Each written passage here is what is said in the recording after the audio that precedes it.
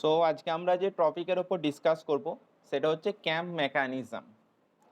তো সবের প্রথমেই আমরা ক্যাম্প মেকানিজম এখানে একটা পিকচার দেখতে পাচ্ছি এবং এখানে আমরা দেখতে পাচ্ছি একটা বাইকসের ইঞ্জিনের পিকচার। এই যে বাইকসের ইঞ্জিন আছে এখানে দেখ দুটো ভালভ আছে, একটা ইনলেট ভালভ যেটা দিয়ে একটা এক্সস্ট ভালভ আর একটা ইনটেক ভালভ। ইনটেক ভালভের মধ্য দিয়ে কি অয়েল আসে এবং এক্সস্ট ভালভের ভিতর দিয়ে কি ধোঁয়া নির্গত হয়ে বেরিয়ে যায়। এই যে ভালভের আপ ডাউনটা এটা কিন্তু টোটালি ক্যাম অ্যান্ড ফলোয়ার মেকানিজমের মাধ্যমে পরিচালিত হয়ে থাকে। এটা ক্যাম অ্যান্ড ফলোয়ার এই মেকানিজমের মাধ্যমে এটা কিন্তু টোটালি পরিচালিত হয়ে থাকে। তো এরপরে আমরা সবের প্রথমে ক্যাম মেকানিজমের ডেফিনেশনটা কি জেনে নেব।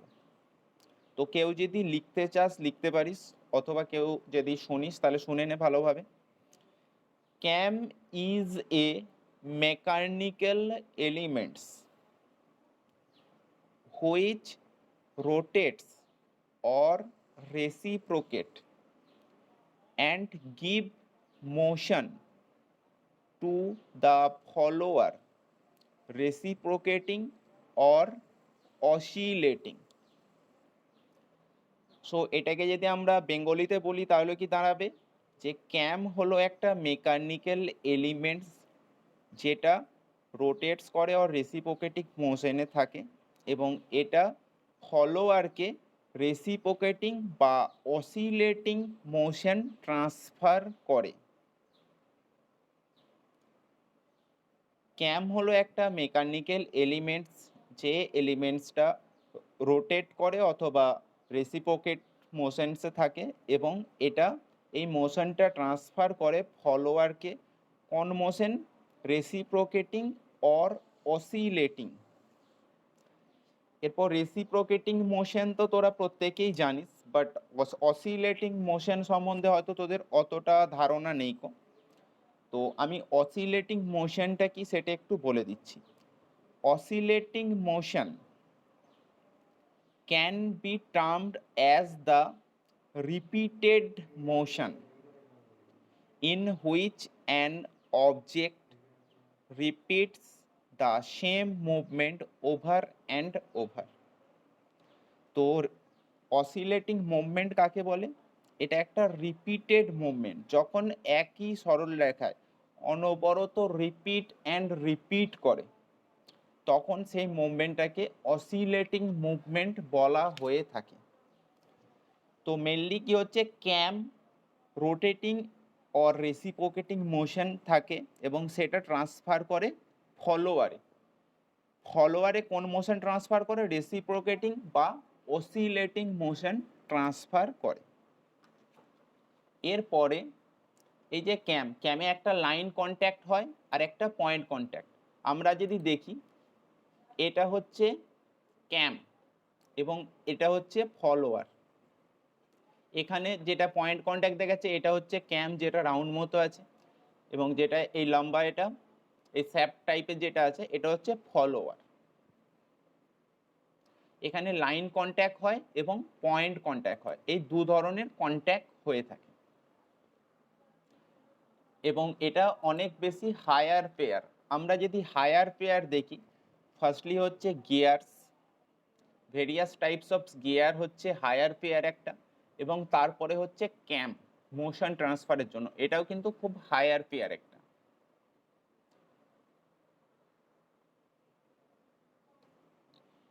এরপরে যেমন লেথ মেশিনসে ইউজ হয়ে থাকে ক্যাম্পস, সুইং মেশিনসে ক্যাম্পস ইউজ হয়ে থাকে। রোটেটিং মেশিন এলিমেন্টস আর রেসিপ্রোকেটিং অর অসিলেটিং মোশন, এই দুটো কার্যের জন্য মেনলি ক্যাম্প ইউজ হয়ে থাকে। এরপরে আমরা দেখব types of cam. Types of ক্যামের মধ্যে কি আছে? ক্যাম্পস মেনলি দুটো টাইপসের হয়ে থাকে, একটা হচ্ছে রেডিয়াল ক্যাম্পস আর একটা হচ্ছে সিলিন্ড্রিক্যাল ক্যাম্পস। তো রেডিয়াল ক্যাম্পস তোরা দেখতে পাচ্ছিস, এটা হচ্ছে রেডিয়াল ক্যাম্পস, এটা হচ্ছে ক্যাম Axis and cam follower.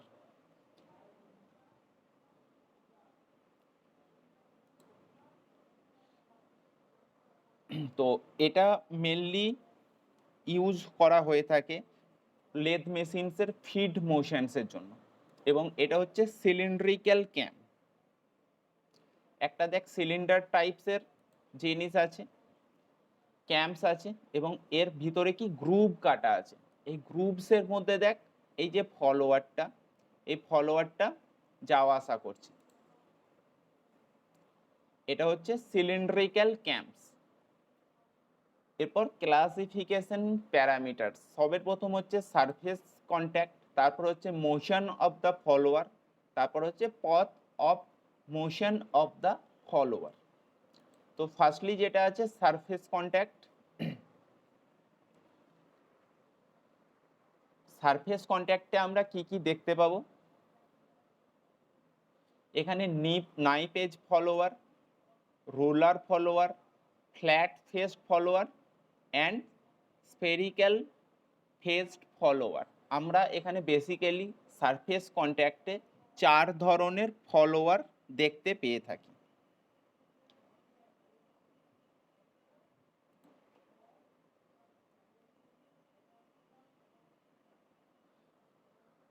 Knife edge follower দেখানো হচ্ছে। এরপর দেখ এই যে knife edge follower, knife edge বলতে এখানে দেখ এই যে ফলোয়ারের যে মুখটা একদম শার্প নাইফের মতো, এই জন্য এটাকে বলা হয়ে থাকে নাইফ এজ ফলোয়ার।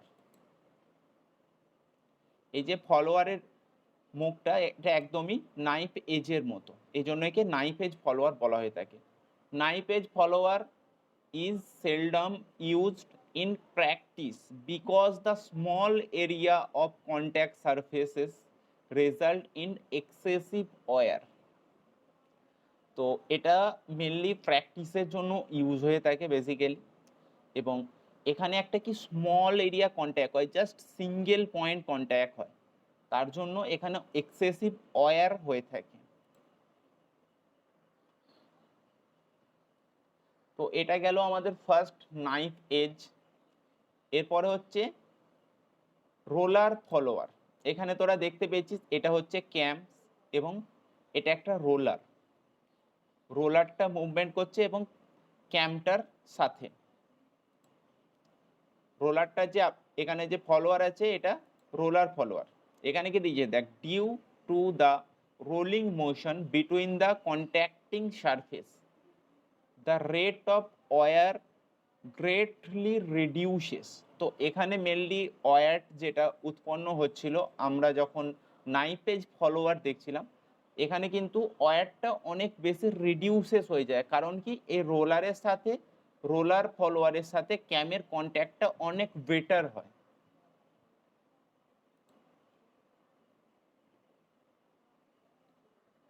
তো এটা সবের প্রথম গেল নাইফ এজ, তারপরে রোলার ফলোয়ার। এগুলো কোথায় ইউজ করা হয়ে থাকে, এয়ারক্রাফট ইঞ্জিন, গ্যাস ইঞ্জিন, এগুলোতে কিন্তু রোলার ফলোয়ার ইউজ করা হয়ে থাকে। এরপরে flat faced follower, flat faced follower, flat face বলতে এই যে ফলোয়ারের ফেসটা দেখতে পাচ্ছিস ফ্ল্যাট, এটাকে বলা হয় ফ্ল্যাট ফেসড ফলোয়ার।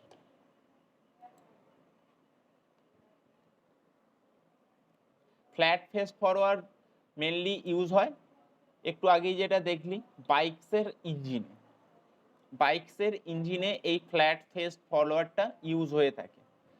এরপর হচ্ছে স্ফেরিক্যাল ফলোয়ার।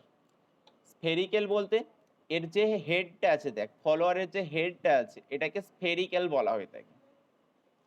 এই টাইপসের ফলোয়ারকে বলা হয় স্ফেরিক্যাল ফলোয়ার, এবং এই ফলোয়ারটাও ইউজ হয়ে থাকে কিন্তু বাইকসের ইঞ্জিনে। এরপরে আমরা সেকেন্ড চলে যাব motion of the follower. Motion of the ফলোয়ারের ভিত্তিতে আমরা ফলোয়ারকে দুটো ভাগে ভাগ করছি, একটা হচ্ছে রেসিপ্রোকেটিং, একটা হচ্ছে অসিলেটিং ফলোয়ার। তো এখানে তোরা রেসিপ্রোকেটিং ফলোয়ারের ছবি দেখতে পাচ্ছিস। তো রেসিপ্রোকেটিং ফলোয়ারকে কি বলে, followers reciprocates in a guide due to the uniform rotary motion of the cam, it is called reciprocates follower. Reciprocates follower যেটা আছে, এখানে রোটারি মোশনটা ইউনিফর্মলি হতে থাকে। আমরা রেসিপ্রোকেটিং ফলোয়ার, অসিলেটিং ফলোয়ার যেটা, এটা এখানে দেখতে পাচ্ছি, এটা হচ্ছে অসিলেটিং বা রোটেটিং ফলোয়ার। এটা এটার কীভাবে কাজ করে, the follower oscillates predetermined direction due to the uniform rotary motion of the cam. It is called oscillating follower. So এখানে আমরা দু ধরনের ফলোয়ার দেখতে পেয়ে গেলাম, একটা রেসিপ্রোকেটিং আর একটা হচ্ছে অসিলেটিং। এই বেসিক দু ধরনের ফলোয়ার ইউজ হচ্ছে এখানে। এরপরে পথ of the motion of the follower. Motion of the ফলোয়ারে আমরা দু ধরনের ফলোয়ার দেখতে পাই, একটা হচ্ছে রেডিয়াল ফলোয়ার আর একটা হচ্ছে অফসেট ফলোয়ার। একটা রেডিয়াল ফলোয়ার আর একটা হচ্ছে অফসেট ফলোয়ার। তো রেডিয়াল ফলোয়ারে আমরা মেনলি যেটা হচ্ছে, আমাদের এই যে অ্যাক্সিস আছে, আমাদের যে ক্যামের অ্যাক্সিস আছে, সেই অ্যাক্সিস বরাবর যদি ফলোয়ারটা থাকে তখন সেটা হচ্ছে রেডিয়াল ফলোয়ার। এরপর অফসেট ফলোয়ারের ক্ষেত্রে দেখ, অফসেট ফলোয়ারের ক্ষেত্রে আমরা যেটা দেখতে পাই, কথাগুলো কেটে কেটে যাচ্ছে, তো এবার ঠিকঠাক শোনা যাচ্ছে রে?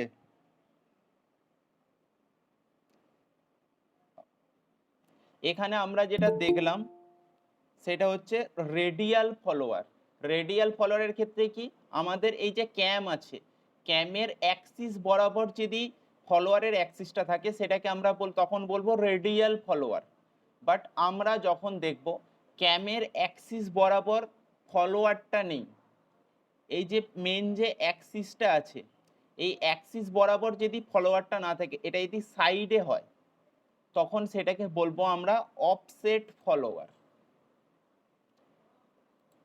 তো এটা গেল আমাদের radial follower and offset follower.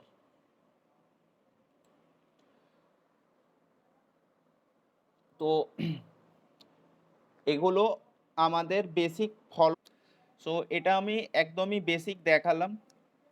তো তোদের ক্যাম্পস অ্যান্ড ফলোয়ারের বেসিক কনসেপ্ট যখন ক্লিয়ার হয়েছে, এটা তো খুবই ভালো। এরপরে আমরা ইন ডিটেলসে এই বিষয়টার উপরে আবার ডিসকাস করব, ঠিক আছে?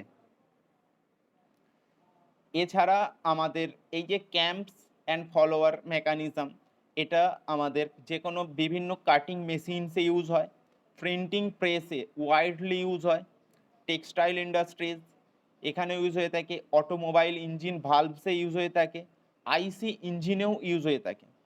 এবং এই যে মেকানিজমটা, এটা ওয়াইডলি ইউজ হয়। আমাদের গিয়ার মেকানিজম যেমন একটা ইউজ হয়, ঠিক সেরকমই ক্যাম্পস মেকানিজম, এটা হেভিলি ইউজ হয়ে থাকে বিভিন্ন ইন্ডাস্ট্রিতে। তো আজকের মতো ক্যাম্পসের টপিক আমরা এখানেই শেষ করছি। তাহলে তোদের কোনো কোশ্চেন্স যদি থাকে তাহলে তোরা বলতে পারিস। আর তোর কোশ্চেনটা আর একবার বল। লাইন কন্ট্যাক্ট আর পয়েন্ট কন্ট্যাক্ট, লাইন কন্ট্যাক্ট আর পয়েন্ট কন্ট্যাক্ট, তাই তো? দেখ, লাইন কন্ট্যাক্ট মিনস একটা পয়েন্ট, মানে একটা সিঙ্গেল পয়েন্টের কন্ট্যাক্ট হয়, ঠিক আছে? একটা জাস্ট সিঙ্গেল পয়েন্টে যদি কন্ট্যাক্ট হয় তাহলে সেটা কতটা প্রেসার নিতে পারবে। আর যদি আমার একটা পয়েন্ট ফুললি কন্ট্যাক্ট হয় তাহলে কতটা বেশি প্রেসার নিতে পারবে। লাইন কন্ট্যাক্ট যখন হবে তখন কি বলতো, ঘর্ষণ বেশি হবে। জাস্ট একটা সিঙ্গেল, একটা আমাদের যখন পয়েন্ট কন্ট্যাক্ট হবে, একটা সিঙ্গেল পয়েন্টে কন্ট্যাক্ট হচ্ছে, দেন সিঙ্গেল পয়েন্ট যখন কন্ট্যাক্ট হবে তখন কিন্তু ঘর্ষণ যেটা পরিমাণটা সেখানে কিন্তু বেশি হতে, মানে তোর ক্ষয়ের যে চান্সটা সেটা অনেক বেশি থাকে, জাস্ট একটা সিঙ্গেল পয়েন্ট কন্ট্যাক্ট হচ্ছে। কিন্তু আমাদের যখন লাইন কন্ট্যাক্ট আসে সেখানে কিন্তু অনেকটা এরিয়াতে কন্ট্যাক্ট হচ্ছে, এর ফলে কি সেটা লোডও অনেক বেশি নিতে পারবে এবং এখানে ক্ষয়টাও কিন্তু অনেক কম হবে। ঠিক আছে, তাহলে আজকের ক্লাস এখানেই শেষ হচ্ছে। আশা করছি তোরা বেসিকটা বুঝতে পেরেছিস ক্যাম্প মেকানিজমের। নেক্সট ডে আমরা আরও ইন ডিটেলসে ক্যাম্প মেকানিজমটা ডিসকাস করব। আর প্রত্যেকে সুস্থ থাকবি, ভালো থাকবি এবং আমাদের যে রুলস আছে সেটা অবশ্যই মেনে চলবি এই করোনা ভাইরাসের টাইমসে, এবং প্রত্যেকে ট্রাই করবি যাতে ভ্যাকসিনেশন তাড়াতাড়ি হয়ে যাওয়া যায়। অ্যান্ড প্রত্যেকে সুস্থ থাকবি।